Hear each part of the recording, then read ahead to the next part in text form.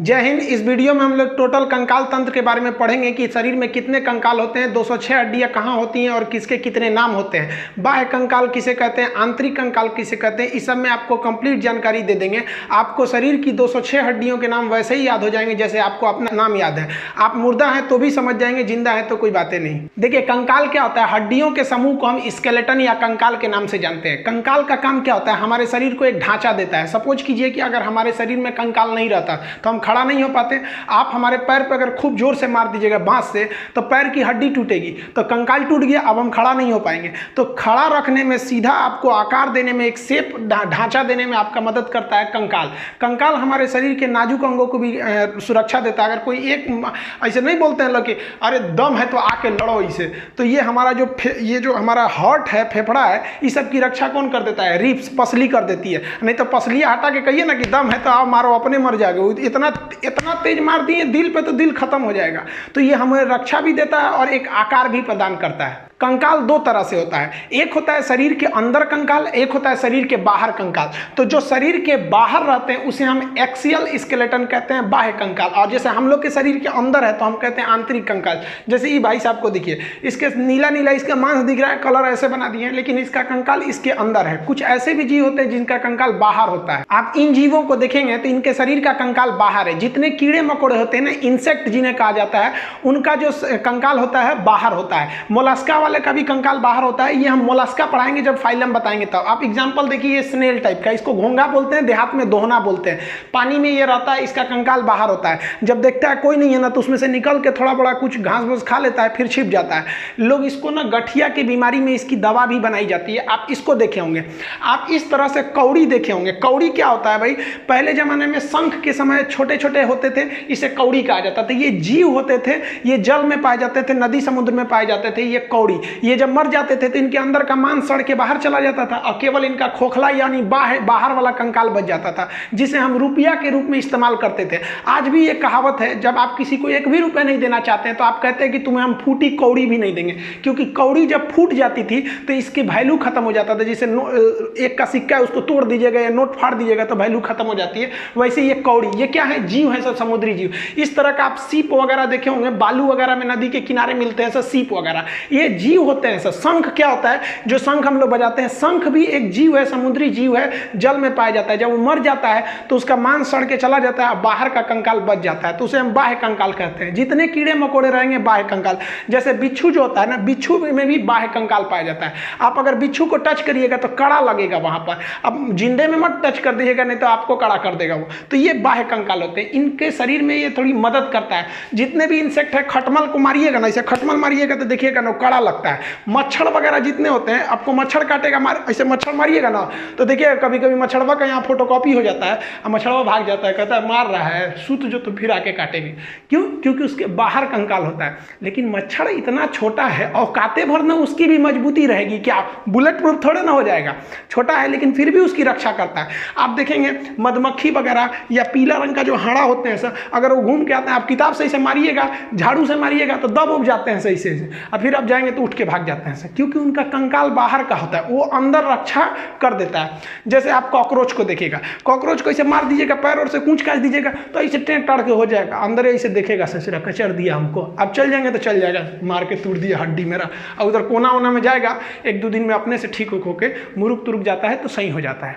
तो ये सब जो था, चींटी को भी देखिएगा, आप चींटी को मसलिएगा ना तो हल्का कड़ा लगेगा, आपको मांस टाइप का नहीं लगेगा, थोड़ा थोड़ा कड़ा लगेगा। अब चींटी इतनी छोटी ही होती है कि वो कितना मजबूती दे सकती है, लेकिन अपने हिसाब से सुग्गा उगा को पकड़िएगा। ये सब क्या है सब, जितने जीव होते हैं सर, जो छोटे मोटे कीड़े होते हैं, इनकी रक्षा कैसे किया जाएगा। इन सबको पता है कि हमारी रक्षा कोई नहीं करने वाला है, ना हमारे को पहनने के लिए कपड़ा रहेगा ना कुछ, इसलिए ये लोग क्या है लोग भाई, तो ये बाह्य कंकाल वाले होते हैं, छोटे मोटे इंसेक्ट। इन लोगों को देखिएगा तो ये कौन से हैं भाई, ये तो आंतरिक कंकाल है, यानी इंडो स्केलेटन है। इनका जो कंकाल तंत्र है, स्केलेटन है, इनके शरीर के अंदर है। अब गाय, बत्तख, मुर्गा, मुर्गी, सुअर, ये जितने हैं सब इनके शरीर के अंदर कंकाल होता है। अब ऐसे थोड़ी ना देखेंगे कि शरीर के बाहर इनका कंकाल है, इनके बाहर केवल एक सींग आपको भले मिलेगा। मुर्गी का हड्डी कहाँ रहता है, बाहर रहता है। मुर्गी काटेंगे चिकन उकन तब ना अंदर हड्डी वगैरह रहता है।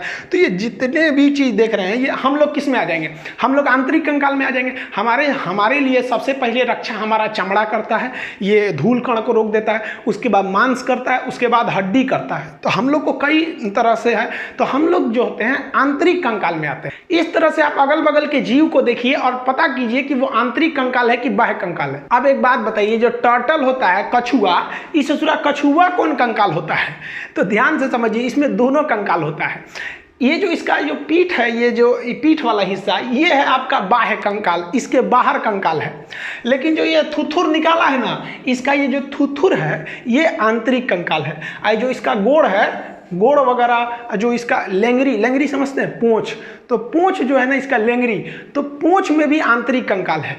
तो ये कछुआ को पता है कि बाह्य कंकाल पे कोई कितनों पीटेगा, हमारा बाह्य कंकाल मजबूत है, हमको उतना चोट नहीं लगेगा। लेकिन अगर कोनो हमारा थुथुरे कूच दिया, हमारा लेंगरी कूच दिया, पैर कूच दिया, तो हमको चोट लगेगा, क्योंकि इसमें कंकाल तो है नहीं, इसका कंकाल अंदर है। तो ये ससुरा बहुत होशियार होता है, देखता है कहीं खतरा है ना, तो सब अंदर अंदर डाल कैसे बैठ जाता है, कहता है कि लो मार वहाँ पे। अब मारते रहिए ऊपर, ठक ठक, कुछ नहीं होने वाला है। अब वही कछुआ उलाट देंगे तो फिर इसके अंदर कमजोर हो जाता है। तो कछुआ का ये वाला हिस्सा जो है वो बाह्य कंकाल, और थुथुर वगैरह जो है वो आंतरिक कंकाल। अब इस ससुरा कंकाल जो बना किससे रहता है? तो हमारा जो कंकाल बना होता है वो हड्डी का बना होता है, और एक कमजोर हड्डी का बना होता है। तो हड्डी को हम बोलते हैं बोन, और कमजोर हड्डी को बोलते हैं हम लोग कार्टिलेज। उसे हम लोग कहते हैं उप अस्थि। अस्थि नहीं, अस्थि से कम है तो उसे कहते हैं उप अस्थि। जैसे राष्ट्रपति से कम रहेगा तो उप राष्ट्रपति, वैसे अस्थि यानी हड्डी से कम रहेगा तो उप अस्थि। तो हड्डी और बोन, देखिए जो हड्डी होती है बोन, ये जो होता है कैल्शियम कार्बोनेट होता है, और इसमें कैल्शियम फास्फेट भी मिला रहता है, और इसमें जो होती है ओसिन प्रोटीन पाया जाता है। कैल्शियम कार्बोनेट की वजह से ये बहुत हार्ड होता है। जबकि आप ये ब्लू कलर वाला हिस्सा देख रहे हैं ना, ये क्या चीज है? हमारा कार्टिलेज है। इसमें कैल्शियम कार्बोनेट नहीं पाया जाता है, इसमें कैल्शियम फास्फेट पाया जाता है। कैल्शियम फास्फेट पाए जाने की वजह से ये सॉफ्ट हो जाता है। अगर इसी में कैल्शियम कार्बोनेट भी पाया जाता तो ये काफी हार्ड हो जाता है। अब कहेगा कार्टिलेज में कौन सा प्रोटीन पाया जाता है? तो कार्टिलेज में कांड्रीन प्रोटीन पाया जाता है, जबकि हमारी हड्डी में ओसिन प्रोटीन पाया जाता है। हड्डी जो होती है इसमें फास्फोरस भी होता है, कैल्शियम फास्फेट की मात्रा, इसीलिए चीता जब जलाया जाता है, तो अर्थी जब जलाया जाता है चीता में ना, तो चीता में आग आराम से लग जाती है, क्योंकि माचिस के ऊपर भी क्या पाया जाता है? फास्फोरस। अब शरीर में फास्फोरस, अब जिसके शरीर में फास्फोरस की मात्रा पर्याप्त रहेगी उसका चीता आराम से धधक जाएगा, और किसी में फास्फोरस की कमी रहेगी तो उसको उतना अच्छा से नहीं धधकेगा, तो लोग कहेंगे बहुत बड़का पापी है। अरे भाई पापी कौन सी है, बेचारा खाया पिया नहीं था, फास्फोरस की कमी हो गई थी तो उसको पापी बोलो। खैर ये सब अलग चीज है। ये शरीर में फास्फोरस की मात्रा रहती है हड्डियों में। तो हड्डी और कार्टिलेज समझ गए। अब ये जो हड्डी, ये कार्टिलेज आप भी देखे होंगे, चिकन उकन खाए होंगे, तो हड्डियां जो होता है ना, ये कार्टिलेज, ये बड़ी हड्डियों के नोक पर पाया जाता है। लेग पीस वगैरह खाएंगे ना तो थूर थार के नहीं आदमी खा जाता है, वो क्या खा जाता है? कार्टिलेज। ये कान पे क्या होता है? कार्टिलेज होता है कान पे। देखिएगा ना, महिला सब कान छेदवा लेती है सर, है नीचे वाला जो छेदवाती है सर, तो चलो समझ में आता है, ये पुरुष छेदवा देती है सर। अरे भाई घर वालों को क्या जाता है, 200 रुपया में छेदाता है, ये तो टेंशन उसको है ना जो उसको ले जाएगा, उसको पहनाना पड़ेगा उसमें। तो ये जो कान है ना, ये क्या है? कार्टिलेज है। नाक क्या है? कार्टिलेज है। कि जितने भी बड़ी हड्डियां होती हैं, बड़ी हड्डी के मुहाने पर क्या पाया जाता है? कार्टिलेज पाया जाता है। तो कार्टिलेज को उपास्थि कहते हैं। अब जो हड्डी है, ये हड्डियां क्या ठोस होता है, लोहा की तरह, छड़ की तरह नहीं, वो अंदर से ना थोड़ा खोखला होता है, और उसमें ना आप अगर मांसाहारी होंगे तो आप चिकन उकन को तोड़िएगा ना, तो अंदर जाली टाइप का लगेगा कोनो मच्छरदानी का टुकड़ा उसमें ठूस दिया है। तो वही जो अंदर मच्छरदानी टाइप का रहता है ना, उसे हम लोग कहते हैं बोन मैरो। इसे हम हिंदी में कहते हैं अस्थि मज्जा। ये अस्थि मज्जा बहुत महत्वपूर्ण भूमिका निभाता है। कभी कभी इसी में कैंसर हो जाते हैं, तो बीमारी है तो कहीं हो सकता है। तो ये बोन मैरो का काम क्या होता है? ये ब्लड को बनाता है। ब्लड का निर्माण कहाँ होता है? बोन मैरो में। हालांकि जब बच्चा पेट में रहता है तो उसे भ्रूण कहते हैं, एम्ब्रॉय, उसके अंदर लीवर के मेसोडर्म में होता है। तो जब हम लोग वयस्क हो जाते हैं ना, तो हम लोग की हड्डी के अंदर ही ब्लड बनता है। ब्लड का मुख्य भाग क्या हो जाता है भाई? RBC, WBC. कहेगा आरबीसी कहाँ बनेगा? बोन मैरो में। डब्ल्यूबीसी बोन मैरो में। ब्लड कहाँ बनेगा? बोन मैरो में। इन हड्डियों के समूह को ही हम कंकाल कहते हैं, कंकाल तंत्र। अब ये जो हमारे शरीर में 206 हड्डियां हैं, इसको अभी हम समझेंगे 206 होती है कि 208 की, 270 की, 300, ये बाद में बताएंगे। अभी जो हमारा शरीर का कंकाल है, जो वयस्क मानव होती है, इसमें 206 हड्डियां होती हैं। इन 206 हड्डियों को दो भाग में बांटते हैं। एक होता है एपेंडिकुलर, जिसे कहते हैं उपांगी। एपेंडिकुलर हड्डी उसे कहते हैं जो शरीर के बाहर होती है, पकड़ने चलने फिरने का काम करती है, किसी की रक्षा नहीं करती है। तो ये हो गया एपेंडिकुलर, इसमें रेड कलर का दिख रहा है, जैसे ये हाथ है, ये हाथ है, हाथ किसी चीज की रक्षा थोड़ी करता है, चलने फिरने में मदद करता है। कंधा ये है, घूमने में मदद करता है। कमर इधर उधर घूमने में मदद करता है, पैर मदद करता है। तो जो घूमने चलने फिरने पकड़ने उकड़ने का काम करते हैं उन्हें हम कहते हैं एपेंडिकुलर उपांगी। इसकी संख्या 126 होती है, 206 में से 126 यही होता है। और जो बीचों बीच एक्सिस पे होते हैं ना, बीचों बीच में एक्सिस, उसे हम कहते हैं एक्सियल, हिंदी में कहते हैं अक्षीय।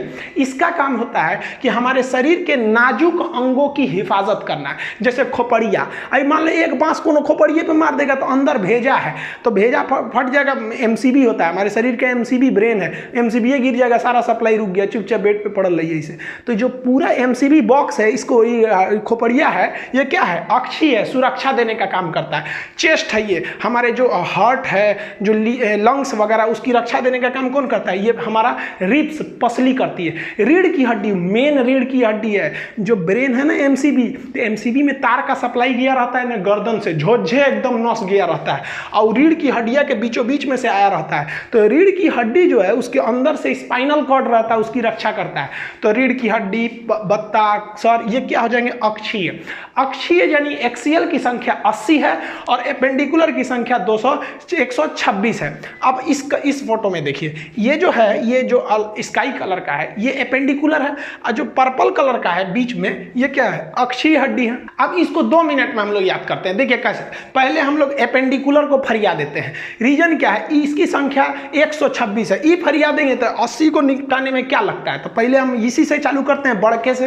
तो एपेंडिकुलर में हाथ पैर आ जाते हैं, तो हाथ से स्टार्ट करते हैं। हाथ में कितनी हड्डी होती है, एक हाथ में होती है 30, हाथ हमारे पास कई गो, 2 गो, तो टोटल कितनी हो गई, 60। तो हमको एक के गो का सीक्वेंस याद करना है, बाकी उसमें 2 का गुणा कर देना है। देखिए जो हाथ होता है ना, हाथ और पैर, इन दोनों को हम लोग कहते हैं लिम्ब। लिम्ब क्या होता है, देखिए हाथ क्या है, लिम्ब, पैर भी क्या है, लिम्ब, लेकिन ये ऊपर पाया जाता है, पैर नीचे पाया जाता है, इसलिए हाथ को हम लोग कहते हैं अपर लिम्ब। ये टेक्निकल नाम है, बायोलॉजिकल नाम है लिम्ब। आप लिम्ब वगैरह नहीं याद रखेंगे, आप याद रखिएगा हाथ। हाथ में कितनी हड्डी, 30, तो 30 को गिनिए। सबसे पहले यहां पर होता है एक हड्डी जिसे हम लोग कहते हैं ह्यूमरस।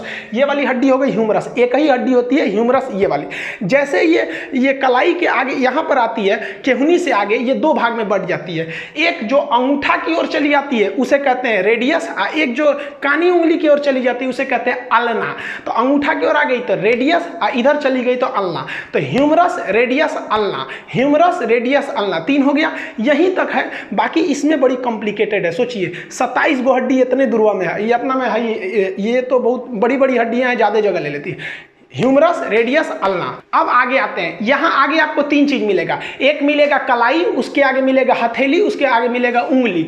अब यहां देखते हैं, ये हो गया हमारा कलाई, क से कलाई, क से कार्पल। तो कलाई को क्या कहते हैं, कार्पल। इसमें 8 गो हड्डी होती है, छोटी छोटी। यहां देखिए, ये है आपका कलाई, इसमें छोटी छोटी कितनी हड्डियां होती हैं, 8। कलाई में हड्डियों की संख्या 8 हो गई है सब। अब देखिए, यहां से तो कलाई घूमने का काम करता है। अब हथेली, हथेली क्या होता है, उंगलियों का मेन मीटिंग पॉइंट जंक्शन होता है। तो 5 गो उंगली, तो हथेली में कै गो सप्लाई आया होगा, 5 हड्डियों का। तो हथेली को हम लोग कहते हैं मेटाकार्पल। देखिए, कार्पल मतलब हो गया कलाई, मेटा का मतलब होता है अगला भाग। तो कलाई का अगला भाग, अगला कलाई यानी मेटाकार्पल। मेटाकार्पल का मतलब कौन सी होगा, हथेली। तो हथेली किसकी सप्लाई देता है, उंगलियों की। तो हथेली में हड्डियों की संख्या 5, जबकि कलाई में कितनी हो जाती है, 8।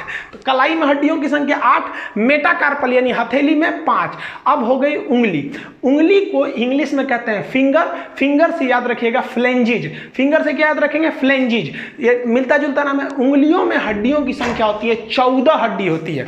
उंगली में कितनी हड्डी हुई, 14। बहुत ज्यादा संख्या में हो जाती है, क्योंकि देखिए एक उंगली 3 भाग में बढ़ जाता है, एक नाखून के पास से, एक उसके पास से, उसके पास से। तो 14 हड्डी हो जाती है टोटल उंगलियों में। अंगूठा में ना एक कम होता है। देखिएगा, अंगूठा का निचला भाग सीधे हथेली से जुड़ा रहता है।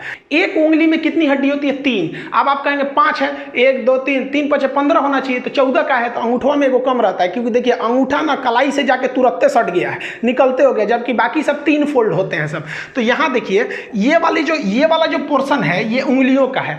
इसमें ये नाखून वाला हो जाएगा, ये नाखून वाला पोर्शन, ये एक पोर्शन, ये 2 पोर्शन। ये उंगलियों में हड्डियों की संख्या हो गई 14। अब याद कैसे रखिएगा, चेहरे में भी हड्डियों की जो संख्या होती है वो 14 होती है। अब कहा जाता है ना कि 14 ही का चांद बड़ा सुंदर होता है। चांद 14 तारीख को बहुत निकल जाता है, तो चेहरे में ये जो 14 है, अगर इसी पे हमारे उंगलियों को मिलाकर मुक्का बना के 14 पे देंगे ना, तो ये वाला 14 बिगड़ जाएगा।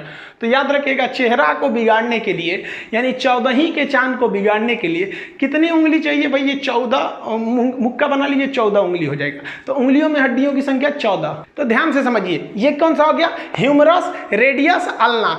कलाई को कार्पल, अगला भाग मेटाकार्पल, मेटाकार्पल में 5, और फ्लेंजिज उंगलियों में कितनी हो जाएगी? 14, कलाई में 8।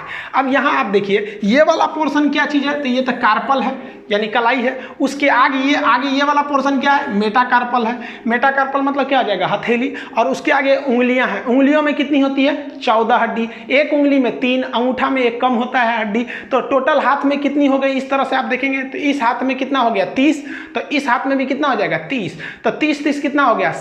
60 हड्डी तो ऐसे ही फरिया गया। वीडियो को पॉज करिएगा और अपने से इसको 5 बार बोलिएगा, humerus, radius, ulna, carpal, metacarpal, phalanges. Humerus, radius, ulna, carpal, metacarpal, phalanges. कितनी संख्या में है? तो humerus 1, radius 1, ulna 1, carpal 8, metacarpal 5, phalanges 14, हो गया 30, 2 का गुणा 60। हाथ के बाद अब पैर की हड्डियों को देखते हैं। सेम सीक्वेंस पैर में भी होता है। जिस तरह से हाथ को हम अपर लिंग बोले थे क्योंकि वो ऊपर के भाग में है, उसी तरह हम पैर को लोअर लिम्ब बोलते हैं। पैर में भी 30 हड्डियां, एक पैर में 2 पैर है तो 2 से गुणा कर लीजिएगा, 60 हो जाएगा। अब सेम सीक्वेंस इसमें भी है। हाथ में यहाँ पे क्या था? ह्यूमरस था, तो यहाँ पे क्या हो जाएगा? फीमर। जान की हड्डी को हम फीमर कहते हैं। याद रखिएगा, एक बार बीपीएससी में पूछा था कि उरु अस्थि कहाँ पाई जाती है? पगला गया था भाई, फीमर को हिंदी में ना उरु बोलते हैं।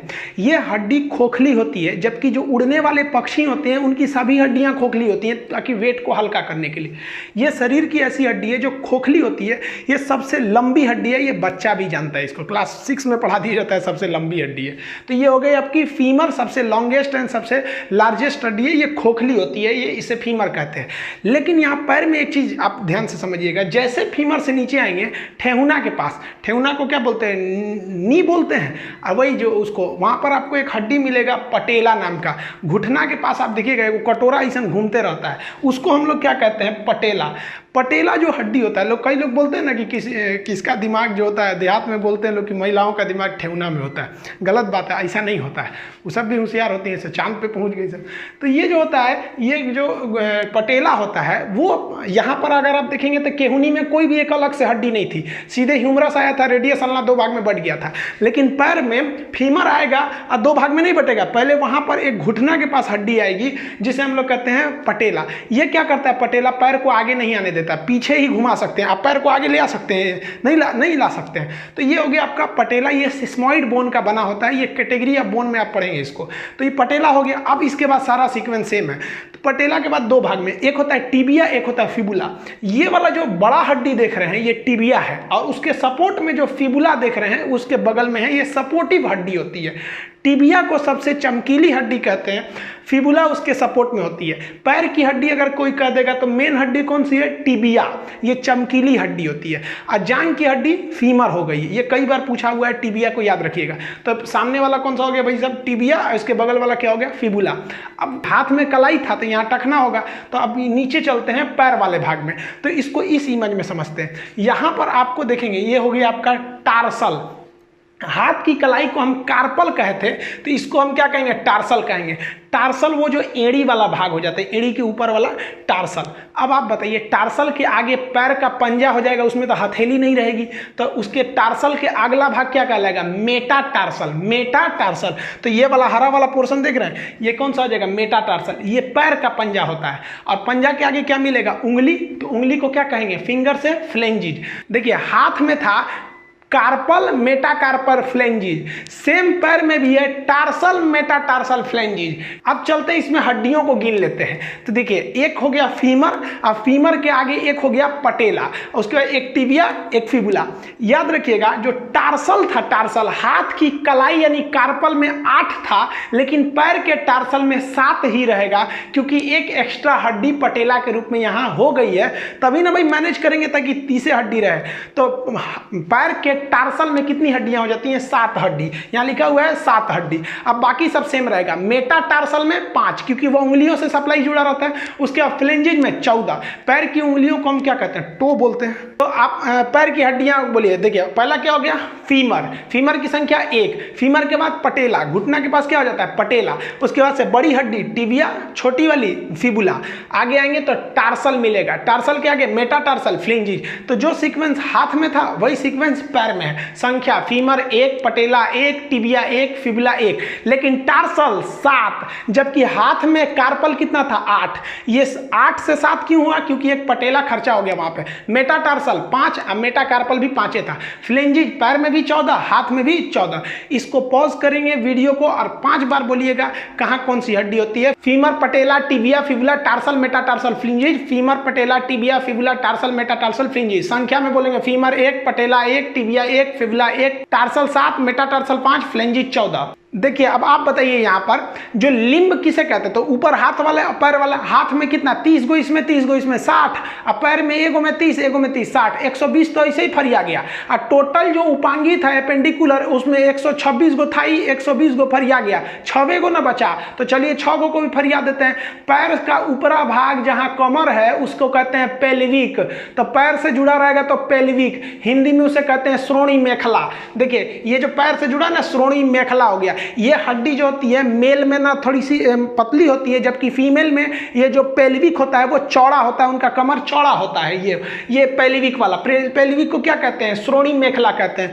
पेल्विक जब हम बैठते हैं तो बैठने पे किस पर जोर पड़ता है? तो पेल्विक की निचली हड्डी को कहते हैं हम लोग इसियम। तो बैठने पे इसियम नामक हड्डी पे जोर पड़ता है। तो खैर ये उतना जरूरी नहीं है, आप बस इतना याद रखिएगा पेल्विक जो होता है वो पैर का उपला भाग, कमर जिसे कहते हैं, वो एक लेफ्ट वाला पैर एक जाके जुड़ा रहेगा, एक राइट वाला पैर जुड़ा रहेगा। तो पेल्विक की संख्या कितनी हो गई? 2 हो गई। अब देखिए कॉलर के पास जो होती है कैल्विकल होती है। कॉलर से कैसे याद रखिएगा? कैल्विकल। ये 2 हड्डी होती है, चुपचाप ऊपर रखी गई रहती है। जैसे यहाँ देखिए ये वाली कैल्विक है, ये ऊपर रख दी गई है, तो इसे हम लोग कैल्विकल कहते हैं। ये चुपचाप एकदम ऊपर यहाँ पे रखी गई रहती है। आप देखेंगे ना यहाँ पे, तो इसे काफी मजबूती से नहीं पकड़ा रहता है। इसको ऐसे पकड़ के खींचेंगे तो टूट जाएगा। ये ऊपर वाली कैल्विकल होती है। यहाँ भी देखेंगे ये रेड कलर का है, ये कैल्विक। 2 हो गई कैल्विक। पेल्विक कितना? 2। कैल्विक कितना? 2। तो पेल्विक, कैल्विक। यहां देखेंगे ना कंधा के पास तो बड़का हड्डी मिलता है जिसको बोलते हैं पखौरा। तो ये वाली जो हड्डी हो गई इसे हम लोग क्या कहते हैं? अंश मेखला कहते हैं। हिंदी में कहते हैं अंश मेखला, इंग्लिश में कहते हैं स्कैपुला। ये भी कितना हो जाएगा? 2। जैसे यहां देख रहे हैं स्कैपुला भी हो गया 2। तो ये पीछे वाला ये हो गया स्कैपुला, ये हो गया कैल्विकल।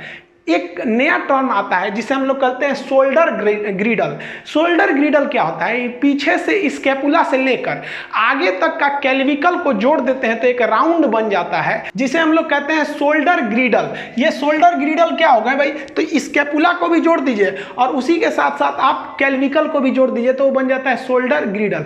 जबकि अगर आप केवल इसको कैल्विकल को देखेंगे तो इसे घसुली भी बोलते हैं। पहले चांदी का एक ठो आता था, इसे गहना टाइप का घसुली पहना जाता था गर्दन में।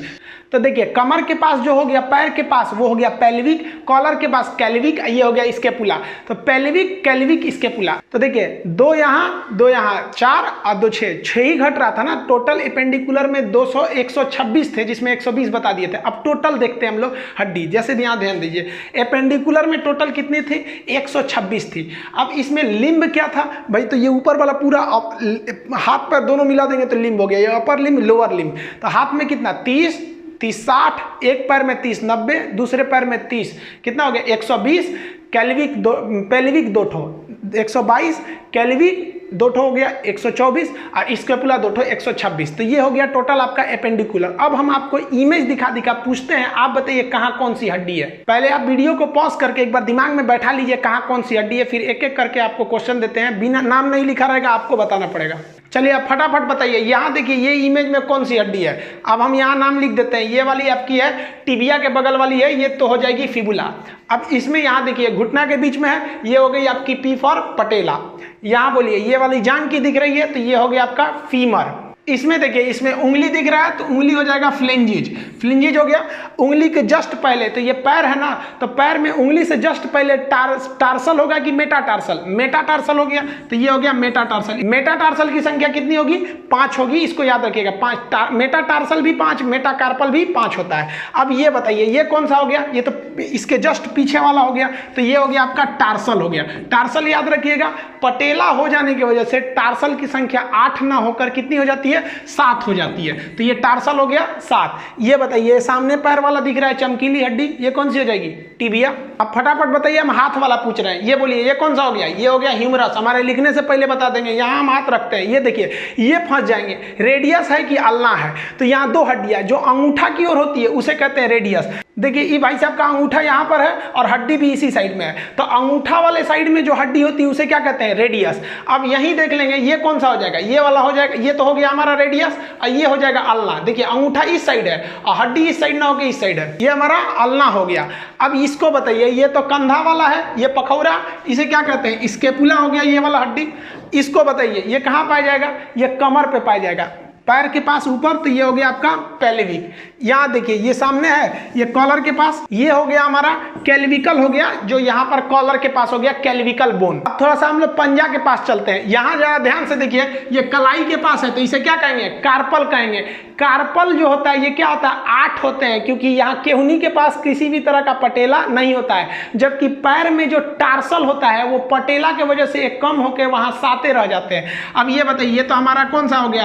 पंजा हो गया। हथेली, हथेली वाला भाग हो गया, कितनी हड्डियां होंगी इसमें? 5 हड्डियां होंगी, इसे क्या कहेंगे हम लोग? मेटाकार्पल कहेंगे। इसमें कितना हो गया? 5। और ये वाला उंगली हो गई, तो इसमें हो गई हमारी उंगलियों की संख्या, फ्लेंजिज हो गई, ये 14 हो जाएंगे। तो आप इस तरह से पूरी तरह से 126 एपेंडिकुलर हड्डियां देख लिए। इसमें बताइए रेड वाला कौन सा हड्डी है? तो ये एक्सियल है, बीचों बीच में है, इसकी संख्या 80 होती है। और जो ये ब्लू कलर का है ये कौन सा है? एपेंडिकुलर उपांगी, ये चलने फिरने में मदद करेगा, इसकी संख्या 126 हो गई। अब आप बताइए 206 हड्डियों में से आप 126 हड्डी देख लिए, कितना बचा? 80। यही 80 हड्डी कौन सी हो गई सब? एक्सियल हड्डी हो गई सब। अब हम लोग एक्सियल के बारे में पढ़ लेते हैं। ये तो अब बताइए ना 126 पढ़ लिए, तो एक्सियल तो 80 को 2 मिनट में निकल जाएगा। देखिए एक्सियल हड्डियों की संख्या जो है वो 80 है, ये बहुत नॉर्मल है याद करना। देखिए रीढ़ की हड्डी में हो जाती है 26 और हमारे रिब्स पसलियों की संख्या होती है 24। 26 और 24 कितना हो गया? 50। 80 में से 50 तो ऐसे चला गया। एक स्टर्नम होता है बीच में छाती में, तो 50 एक 51 बच गया 29। सर में कितनी हड्डी होती है? 29। 50 खत्म। अब इसको एक अलग अलग करके पढ़ लेते हैं। सबसे पहले हम रीढ़ की हड्डी को देखते हैं। रीढ़ की हड्डी को इंग्लिश में हम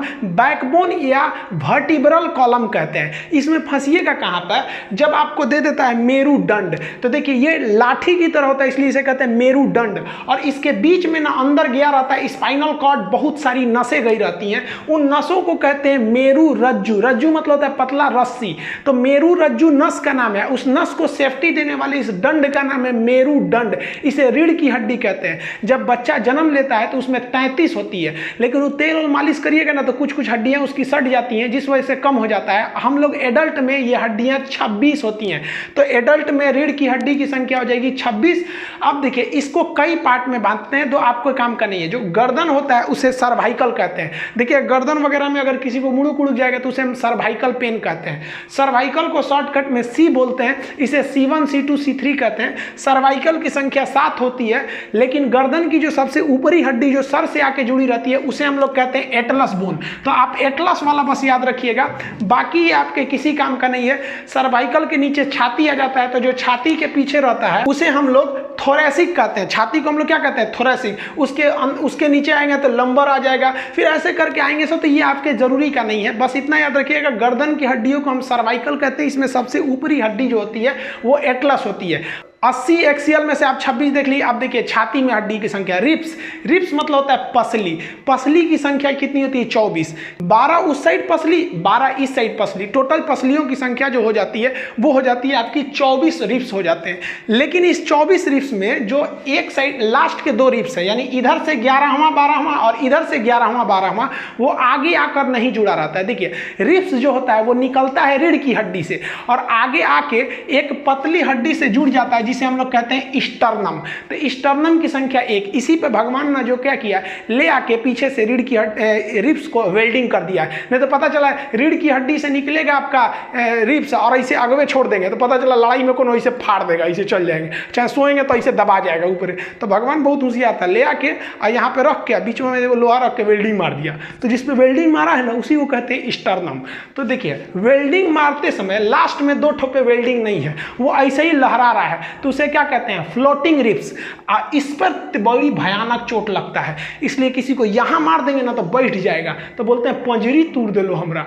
तो पंजरी जो होता है वो फ्लोटिंग रिब्स होता है। तो फ्लोटिंग रिब्स इधर भी 2 ठो इधर भी 2 ठो, तो ये आपके किसी काम का नहीं है। लेकिन फ्लोटिंग रिब्स बहुत ज़्यादा फैलने का जगह दे देते हैं। फ्लोटिंग रिब्स की संख्या सांप में बहुत ज़्यादा होती है। सांप में देखेंगे तो इसमें जो पसली होती है तो बहुत ज़्यादा होते हैं, 200 से 300 350 होते हैं सर। वो डिपेंड करता है सांप कौन कैटेगरी का है, बड़का है, छोटका है, अजगर है। और उसकी देखिएगा ये रीढ़ की हड्डी है सांप में, और रीढ़ की हड्डी से इसके रिब्स यानी पसली निकले हैं, लेकिन कहीं जाके ज्वाइंट नहीं है, ये फ्लोट कर रहे हैं। तो ये काफ़ी ज़्यादा मात्रा में फैल जाते हैं, और फैल जाने की वजह से अजगर वगैरह जो सांप होते हैं बड़े बड़े जीवों को मुंह में घोंट कर पूरी तरह से निगल जाते हैं, क्योंकि फ्लोटिंग होने की वजह से इनका एरिया फिक्स नहीं होता। और हम लोग में क्या है, छाती का एरिया फिक्स है, आगे से स्टर्नम से जुड़ा है, पीछे से बैकबोन से जुड़ा है। और सांप में क्या है, बस पीछे से जुड़ा, आगे से जुड़ा नहीं, तो ये फैल जाता है और बड़े मात्रा में एक बड़े आदमी को घोंट जाते हैं अजगर सांप, बड़े बड़े आदमी को। तो रिब्स कितनी हो गए भाई साहब, 24। अब ऐसा मत बोलिएगा कि 12 एक और 12 एक और, दोनों ओर का मिला के बोला जाता है रिब्स को। अब क्वेश्चन आपसे कहेगा कि छाती में कितनी हड्डियां होती हैं, यानी थोरेसिक में, तो 24 मत बोल दीजिएगा, छाती में 25 हो जाता है। यही छोटे छोटे गलती करते हैं लोग, क्योंकि एक ये बीच वाला आप स्टर्नम थोड़ी ना छोड़ सकते हैं। स्टर्नम हो गया 1 और रिब्स हो गए 24, तो टोटल छाती में हड्डियों की संख्या कितनी हो जाएगी, 25। छाती का काम क्या होता है, शरीर के अंदर नाजुक अंगों की रक्षा करना। अब यहीं पे आप फंसेंगे। देखिए छाती में हो गई 25, रिब्स में हो गई 24, रीढ़ की हड्डी में हो गई 26। और अगर आपसे पूछ दिया कि सबसे ज्यादा हड्डी किस अंग में पाया जाता है, तो उंगली में। देखिए इस उंगली में कितनी हो गई 14, और इस उंगली में 14, तो 14 14 कितना हो गया 28। आप देखिए रीढ़ में कितना हो गया भाई साहब 26। तो किस अंग में सबसे ज्यादा, तो उंगली में ये हो जाता है नॉर्मली। अब आप कहेंगे कि भाई देखिए उंगली दोनों क्यों गिन रहे हैं, तो भाई हम रिब्स भी तो दोनों गिन रहे हैं, इस साइड का भी रिब्स, इस साइड का भी। पैर की उंगली अलग होती है, वो टो में चला आएगा। तो देखिए इस तरह से आप कितनी हड्डी देख ली आप, बैकबोन में कितना 26, रिब्स में कितना 24, 26 24 50, और एक ये स्टर्नम 51। टोटल एक्सियल में कितना था 80, 80 में से 51 घटा देंगे 29। तो अब किसी का सर काटिएगा ना तो 29 हड्डी निकलेगा, बस यही पढ़ना बाकी है। देखिए ये जो है ना इटकलू का अगर मुंडी काटेंगे तो हेड में कितनी हड्डी निकलेगी, 29 हड्डी निकलेगी। सर में हड्डियों की संख्या 29। लेकिन यहाँ एक बात समझिए, सर में 29 हड्डी होती है, लेकिन कान की हड्डी को स्कल में नहीं गिना जाता। सर में गिना जाएगा, लेकिन कान की हड्डी को खोपड़ी में नहीं गिना जाता है। देखिए इसीलिए जब बात आती है खोपड़ी में कितनी हड्डी, तो खोपड़ी में आप सिर के बराबर नहीं कह सकते हैं। सिर की हड्डी में से कान वाली हड्डी को निकाल दीजिए, तो कान में कितनी हड्डी, तो शॉर्टकट में उसे कहा जाता है मिस, MIS, मेलियस इनकस और स्टेप। मेलियस इनकस स्टेप्स, 3 इस साइड में 3 इस साइड में, दोनों मिला के बोलेंगे तो कान में कितनी हड्डी हो गई 6। तो कान जो होता है सर में गिना जाता है, लेकिन उसे खोपड़ी में काउंट नहीं करते हैं। अब यहाँ आप एक ध्यान दीजिएगा, आपको पता होगा स्टेप्स बहुत ही छोटी हड्डी है, मेलियस इनकस स्टेप। मेलियस बहुत कमजोर हड्डी है, और हड्डी की पकड़ में तो ये कैल्विक भी बहुत कमजोर पकड़े रहता है। तो मेलियस छोटा के साथ साथ कमजोर भी है, और स्टेप्स तो सबसे छोटी हड्डी है। अब आप इन तीनों हड्डियों को देखिए, कंपेयर करने के लिए किसी महिला का ये है उंगली है, इस उंगली में देखिए यहाँ पर जो हड्डी बनाई गई है ये आपका कौन सा है, मेलियस, ये इनकस, और ये देखिए स्टेप्स। इतनी छोटी छोटी हड्डियां होती है, आप साइज कंपेयर कर सकते हैं। यहाँ पर सबसे छोटी हड्डी हो जाती है स्टेप्स। अब एक और हड्डी है जो सर में गिना जाएगा लेकिन खोपड़ी में नहीं जाएगा, उसे हम कहते हैं हायर्ड बोन। तो ये हायर्ड बोन जो होता है, यहाँ देखिए इसमें रेड कलर का दिख रहा है, यहाँ पे गर्दन में होता है। फांसी जब लगाया जाता है ना तो वही हायर्ड बोन टूट जाता है, जिससे कि व्यक्ति की मौत हो जाती है। तो ये देखिए ये तो हो गई आपकी कान की हड्डी 6, और एक ये 7। तो इन 7 हड्डियों को हम सर में गिनते हैं, लेकिन खोपड़ी में काउंट नहीं करते हैं। तो आप बताइए, अगर हम आपसे कहें कि खोपड़ी में कितनी हड्डी, तो सर में 29 हड्डियों में से इन 7 हड्डियों को निकाल दीजिए, तो खोपड़ी में 29 - 7 यानी 22 हड्डी बचती है। यहाँ देखिए, अब ये हो गया खोपड़ी। खोपड़ी को इंग्लिश में कहते हैं स्कल। स्कल में कितनी हड्डी? 22। लेकिन पूरा मुड़िए में कितना हड्डी हो जाएगा? 29 हड्डी हो जाएगा। कान और हाइट को हटा देंगे तो बच जाता है खोपड़ी। अब इस खोपड़ी में भी ना दो हिस्सा, एगो ऊपर वाला खोपड़िया, एगो थुथुर हम लोग का आगे वाला। तो इन्हीं को देखते हैं। तो ये 22 कहाँ से आता है? तो देखिए, इसमें से 14 को तो फेस में ही हो जाता है, चेहरा में। कैसे याद रखेंगे? 14 का चांद। चांद 14 तारीख को बहुत सुंदर होता है। तो चेहरा जो होता है ना, लड़का ना लड़की को बेवकूफ बनाने के लिए क्या बोलता है? 14 का चांद हो तुम। अरे वो चमगादड़ भी रहती है तो परी बोलता है। शुरू में जब डेमो देता है ना तो लड़की को बहुत मानता है, और उसके बाद से तो उनको है हट रे तुम। तो ये जो होता है, सामने जो चेहरा में हड्डी होती है वो 14 होती है। ये 14 को नाम नहीं याद रखना है आपको, बस जबड़ा की हड्डी याद रखना है, जिसे हम लोग मैंडिबल कहते हैं। निचला जबड़ा यानी जॉ को मैंडिबल कहते हैं। ये बहुत ही मजबूत हड्डी है, सबसे मजबूत हड्डी मैंडिबल। लेकिन सबसे मजबूत अंग तो दांत का इनामेल। ये हड्डी नहीं है, ये हमारे शरीर का अंग है। और जबकि ये जबड़ा जो मैंडिबल होता है, ये मैंडिबल ये सबसे मजबूत होता है। तो चेहरा में कितनी हड्डी? 14। तो देखिए 22 में से 14 घटाएंगे, कितना बचेगा? 8। अब ये 8 कहाँ गया? तो खोपड़िया में, इसमें क्रेनियम में। क्रेनियम में कितनी हड्डी हो जाती है? 8 हड्डी। क्रेनियम को हम लोग हिंदी में बोलते हैं कपार। देहात में बोलते हैं ना कपार फोड़ दे लो।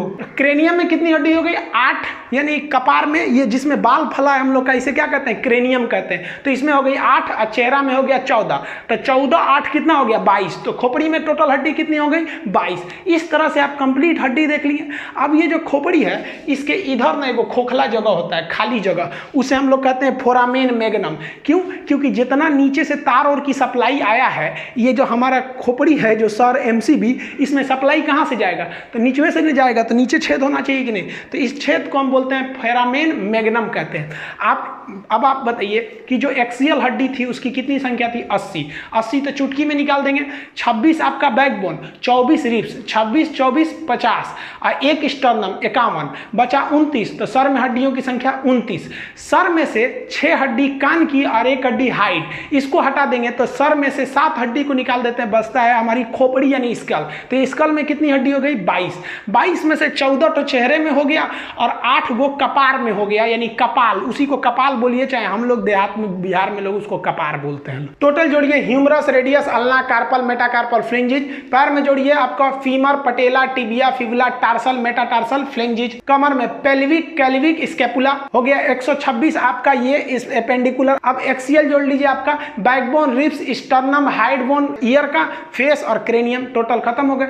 अब हड्डी के बारे में आपको बाकी सब चीज देखिए। जब बच्चा जन्म लेता है तो उसमें 300 भी हड्डी हो सकती है या 270 भी हड्डी हो सकते हैं। वो उसकी हड्डियां टुकड़ों में होती है, इसलिए छोटका बचवा को किधरों मोड़ेंगे तो मुड़ जाता है, इसलिए उसको मालिश किया जाता है। देखिए, छोटका बचवा को मालिश करेंगे ना तो उसका हड्डी सीधा जुड़ेगा, और नहीं तो उसका हड्डी जुड़ रहा है, मालिश नहीं करेंगे तो टेढ़े तार जुड़ जाएगा, तो ये टेढ़ हो जाएगा इसे। जब लड़का बाल्यावस्था में आता है, शिशु अवस्था में 270 से लेकर 300 हड्डी, और जब वो 8 से 10 साल का होता है, बालक हो जाता है बाल्यावस्था में, तो उसमें 208 हड्डियां होती हैं। और जब वो एडल्ट हो जाता है तो पूरी तरह हड्डियां जुट के हो जाती हैं 206। हम लोग में 206 हड्डियां होंगी। और हम लोग में हड्डियों का जो मैक्सिमम घनत्व, जो मैक्सिमम डेंसिटी होती है, वो 30 साल के एज तक होती है। यानी 30 साल से पहले अगर हड्डी टूटेगी ना तो आराम से जुड़ जाता है, और 30 साल के बाद टूटेगा तो फिर आपको जुड़ने की संभावना घटने लगती है। सबसे बड़ी हड्डी हो जाती है फीमर, और सबसे छोटी हड्डी हो जाती है आपके कान की स्टेप्स। कान की स्टेप की मेलियस हो जाती है कमजोर, जबकि जबड़ा हो जाती है सबसे मजबूत।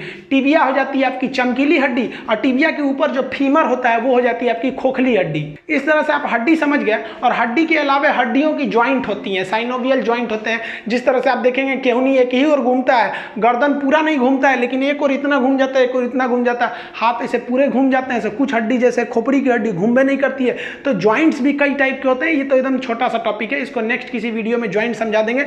बाकी आपका 15 अगस्त से पहले ऐप आ जाएगा। ऐप पर आपको एकदम डिटेल से पढ़ा देंगे, एकदम क्लास की तरह, एकदम याद कराते कराते। ऐप पर जो फी रहेगी वो एकदम मिनिमम फी रहेगी, और एकदम लो लेवल से एकदम हाई लेवल तक बताया जाएगा। आपको समझ में आएगा कि नहीं आएगा, ये आप मेरी गारंटी छोड़ दीजिए। आपको समझ में कैसे नहीं आएगा, एकदम गारंटी है समझ में आएगा। इसको नेक्स्ट वीडियो में हम लोग बोन वगैरह ज्वाइंट के बारे में समझेंगे। तब तक के लिए जय हिंद।